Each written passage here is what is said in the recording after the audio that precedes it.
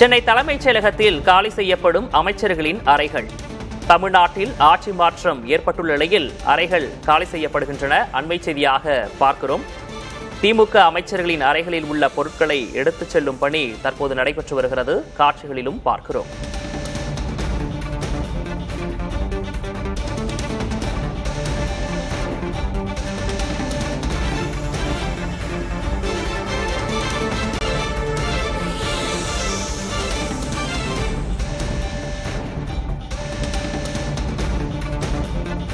சென்னை தலைமைச் செயலகத்தில் காலி செய்யப்படும் அமைச்சர்களின் அறைகள். தமிழ்நாட்டில் ஆட்சி மாற்றம் ஏற்பட்டுள்ள நிலையில் அறைகள் காலி செய்யப்படுகின்றன.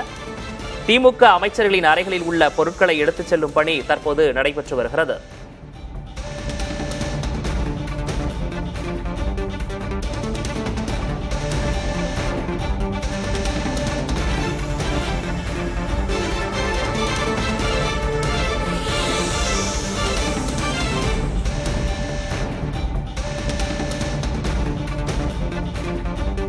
தமிழக சட்டமன்ற தேர்தல் முடிவை ஒட்டி முன்னதாக மு.க. ஸ்டாலின் தனது பதவியை ராஜினாமா செய்திருந்தார்.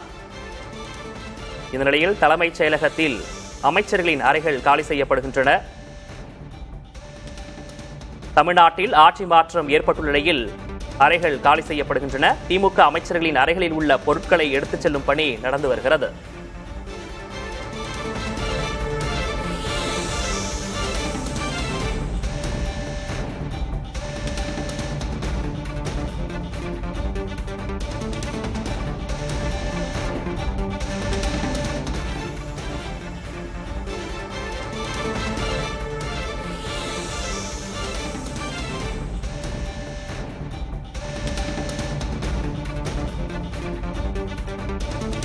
தமிழ்நாட்டில் ஆட்சி மாற்றம் ஏற்பட்டுள்ள நிலையில் அறைகள் காலி செய்யப்படுகின்றன. தலைமைச் செயலகத்திலிருந்து அமைச்சர்களின் பொருட்கள் எடுத்துச் செல்லக்கூடிய அந்த பணிகள் நடந்து வருகிறது. காட்சிகளிலும் பார்க்கிறோம். கூடுதல் விவரங்களை செய்தியாளர் விக்னேஷ் முத்துவிடம் கேட்கலாம்.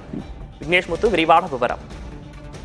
நடந்து முடிந்த தமிழக சட்டமன்ற தேர்தலில் தமிழக வெற்றி கழகம் கிட்டத்தட்ட 108 தொகுதிகளில் வெற்றி பெற்றது. இந்த சட்டமன்ற தேர்தலில் நேரடியாக களமிறங்கிய 34 அமைச்சர்களில் பெரும்பாலான அமைச்சர்கள் தோல்வியை சந்தித்திருக்கிறார்கள்.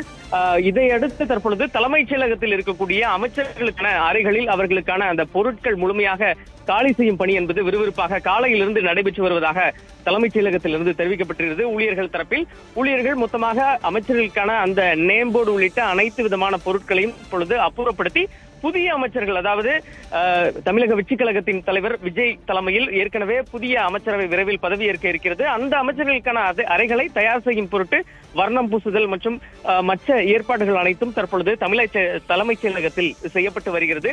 ஒரு பக்கம் தற்போதைய தமிழக முதலமைச்சர் மு.க. ஸ்டாலின் ஏற்கனவே இன்று காலை தன்னுடைய பதவியை ராஜினாமா செய்வதாக ஆளுநரிடம் கடிதம் தெரிவித்தார். அமைச்சர்களும் ஏற்கனவே தெரிவித்திருக்கக்கூடிய நிலையில் தற்பொழுது தலைமைச் செயலகத்தில் அந்த அமைச்சர்களுக்கான அந்த இடங்களை முழுமையாக காலி செய்யும் பணி நடைபெற்று புதிய அமைச்சர்களுக்கான அறைகள் தயார் செய்யும் பணி என்பது விறுவிறுப்பாக நடைபெற்று வருகிறது. விக்னேஷ்.